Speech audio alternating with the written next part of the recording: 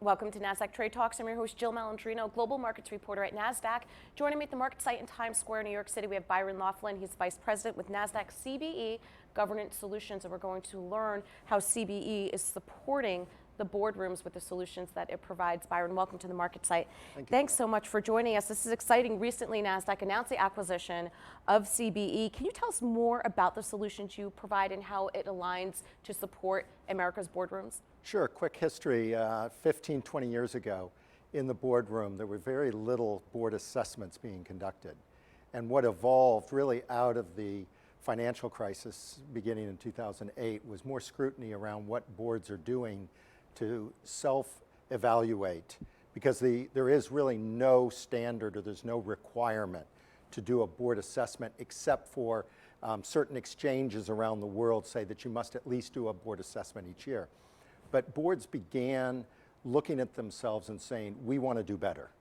And so what we primarily have done is built a more standardized format for doing board assessments so that boards and people on boards can compare themselves and begin benchmarking their performance year over year or against, say, two boards that one board member sits upon. All right, now how do robust governance processes, how does that help the company and their relationships with stakeholders, shareholders, companies, employees? Sure, great question, Jill.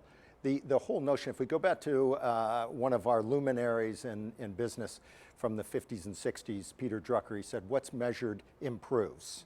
And so this notion of improving and the desire to improve, that's been drilled in through management for many years. Well, we've basically mastered that. The business schools are full of books on management. However, where there was a dearth of information was around board performance.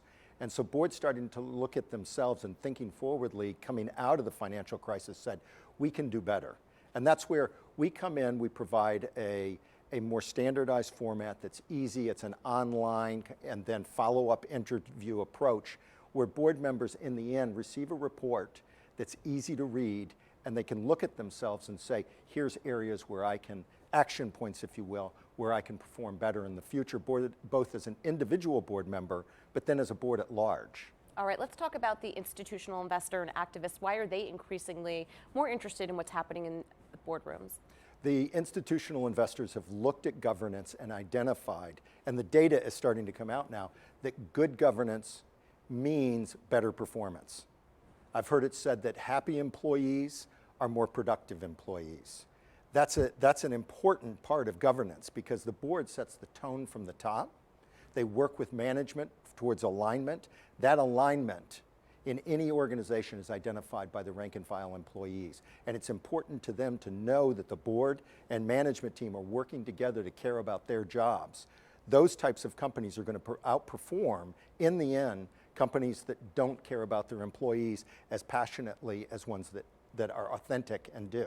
All right, to wrap up here, let's talk about some of the trends that you're seeing going into 2020 that you think is really going to be the focus on board planning for the next year. So we're seeing things like companies are looking at their purpose. The Business Roundtable brought this up. It's an important topic, but it's not a new one.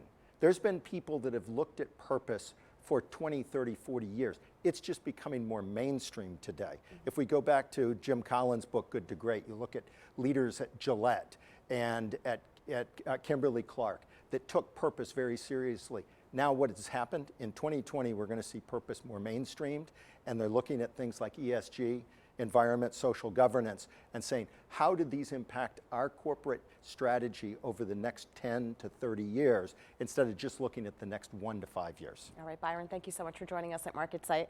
Thank you, Jill. And thank you for joining me on Trade Talks. I'm Jill Malandrino, global markets reporter at Nasdaq.